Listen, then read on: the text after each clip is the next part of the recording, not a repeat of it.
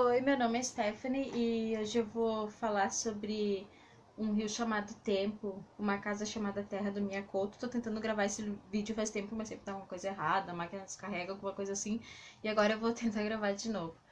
Bom, primeiro que eu tenho que dizer que eu amei esse livro, tipo, é um dos livros favoritos, assim, da minha vida. Entrou pra lista dos livros favoritos da minha vida, tipo, demais, assim. Tipo, o que eu tenho que esse livro foi lançado em 2002. O que eu tenho que falar primeiro, sim, que é importante falar sobre o Miyakoto é que os livros do Miyakoto têm essa característica forte do realismo fantástico. Bom, vou falar um pouco sobre a história. Todo o início de capítulo inicia com a frase de algum personagem do livro. E são frases assim muito legais. Tipo, essa primeira, vou ler a primeira frase do livro, que inicia o capítulo. Encheram a terra de fronteiras, carregaram o céu de bandeiras, mas só há duas nações, a dos vivos e a dos mortos. E isso já fala muito sobre o que vai ser o livro. Até que a primeira frase também já é também uma frase super fantástica, que é assim: a morte é como um umbigo, o quanto nela existe a sua cicatriz, a lembrança de uma anterior existência. Então, assim, o livro vai falar de vida, morte, família, segredos. Bom, vou falar um pouco sobre a história. O livro fala a história do Mariano. Mariano é um jovem estudante que ele está estudando do outro lado. Ele nasceu no Lar do Chão, esse vilarejo, e ele foi estudar do outro lado do rio, tem a cidade. E ele tá há muitos anos lá, tanto que ele já não tem mais tanto aquele apego ao Lar do Chão, ele já não se identifica muito com aquelas pessoas, com a vida lá em Luar do Chão. E ele meio que perdeu, assim, Ele acha aquelas pessoas, assim, um pouco antiquadas, assim, tipo, cheio, um lugar, assim, cheio de superstições, porque o Luar do Chão é considerado um lugar, assim, meio perdido no tempo, onde as pessoas são muito supersticiosas, assim, muitas coisas, assim, acontecem. E então o Mariano tá na cidade e ele recebe uma carta dizendo pra ele vir urgente pelo Luar do Chão, que o avô dele, o dito Mariano, que também é Mariano, que o Mariano Neto recebeu esse nome em homenagem ao avô Mariano, para ele vir que o avô tá morrendo. Então Mariano vai, pega o barco, e no barco ele encontra o tio Abstinêncio dele, que é o tio mais velho, o filho mais velho do Mariano vô. E o Abstinêncio, assim, é uma figura muito melancólica, assim, tipo, ele tá sempre, assim, como enlutado.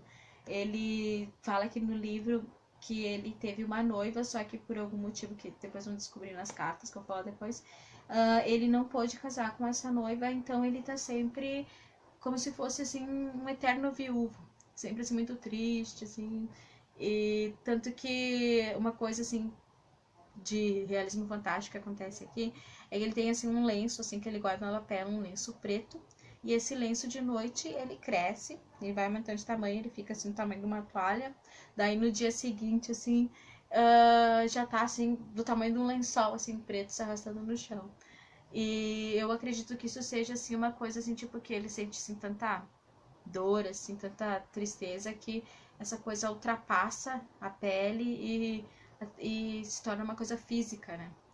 Então, ao meu ver, então ele é essa figura assim muito melancólica e tal, e o tio Abstinêncio, tá, o tio Abstinêncio é o mais velho, a tia dele, a tia de Mirança, que é a irmã mais velha, mais nova da mãe dele, a Dulcineusa, ela vê isso como uma coisa boa, porque ela diz que ele tem como praticamente uma fábrica têxtil na lapela. E o Mariano lá, ele encontra o outro tio dele, o tio mais novo dele, o tio último. Tio último, assim como ele, também foi pra cidade e já não tem mais, não se identifica mais com aquelas pessoas, tipo, inclusive o último ele quer trazer, assim, progresso para aquela cidade, tipo, trazer hotéis, coisas assim. E isso desagrada o irmão mais velho dele, a Abstinência, e o outro irmão dele, Fulano Malta, que é o pai do Mariano Neto. O Fulano Malta era um guerrilheiro e as ideias do último vai muito contra, né, o que o fulano pensa. Tipo, os ideais que ele tinha, assim, também como guerrilheiro e tal.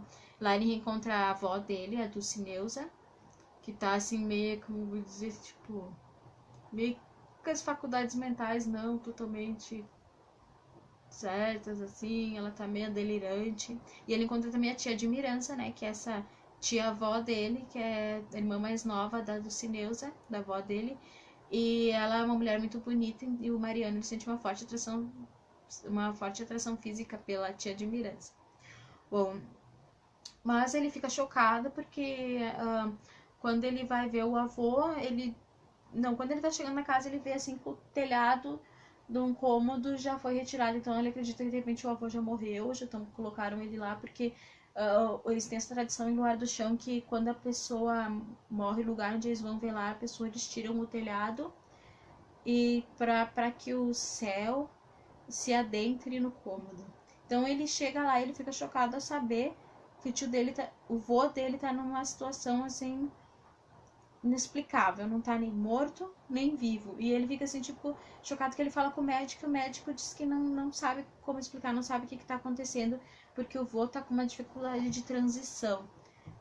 E nessas ele fica lá, né, muito confuso, mas ele fica lá com os tios dele, pai dele, fica lá na casa da avó dele, pensando assim, o que vai acontecer, o que tá acontecendo, e nessas ele começa a receber cartas anônimas que prometem revelar grandes segredos da cidade e da família dele. No início ele acha muito aquele estranho, não leva a sério. Depois ele começa a receber cartas, mais cartas, falando se ele falasse com tal pessoa, fosse em tal lugar, ele ia descobrir coisas da cidade, coisas sobre a família dele, sobre a mãe dele, a Maria Vilhosa, que morreu quando ele era criança e ele nunca entendeu bem porquê. E também sobre a cidade, sobre o que aconteceu com o Juca Sabão, o coveiro que foi assassinado, que ninguém sabe por que assassinaram o coveiro, e descobri também coisas sobre o avô e por que o avô não morre. Então, tipo, ele começa a levar mais a sério essas cartas e começa a ir atrás, e realmente ele vai tendo, assim, grandes revelações, assim, umas revelações bem surpreendentes. Não quero falar demais aqui, mas, assim, né, o desenrolar da história é surpreendente. E, bom, tem outra frase aqui que eu marquei que eu vou falar também que é demais, que é do capítulo A Chave de Chuva. Afinal, tudo são luzes, e a gente se acende nos outros, a vida é um fogo. Nós somos suas breves incandescências. Bom, o livro tem muitas frases geniais, tipo, cara que, nossa, tu vê como o cara é demais, porque essas frases, assim, meu livro tá todo marcado, por causa das frases que tem, assim, tipo, eu pego e marco, eu não ponho post-it, eu marco mesmo com a caneta marcador, então... E, assim, uma coisa que aconteceu com Mariana é que ele, nessa volta para casa, não só descobrir também, assim, esses segredos da família, ele também vai descobrir, vai se redescobrir, vai, assim, tipo... é uma volta às origens, assim, ele vai, assim, conhecer melhor a história dele e se identificar mais, assim, ter mais aquele senso de família, assim... porque ele perdeu isso, as pessoas falam que ele tem ares de branco, que ele, né, porque ele ficou muito tempo afastado e tal, ele não acredita em muita coisa que acontece lá, né, as pessoas muito antiquadas. Bom, eu só tenho elogios desse livro, eu gostei demais, né, e eu super recomendo. Agora eu vou falar, a próxima resenha que eu vou fazer vai ser também no livro do Miyakoto, é Terra Sonâmbula. Esse livro foi o último que eu li, mas esse aqui foi anterior ao Admirável Mundo Novo, que eu só fiz a resenha agora mesmo. Mas o que eu tô lendo agora, que eu vou mostrar que eu também vou fazer resenha, é o Clube da Luta do Chuck Palahniuk, que por enquanto eu tô gostando bastante. Eu vou falar também um pouquinho do livro. Então, muito obrigada.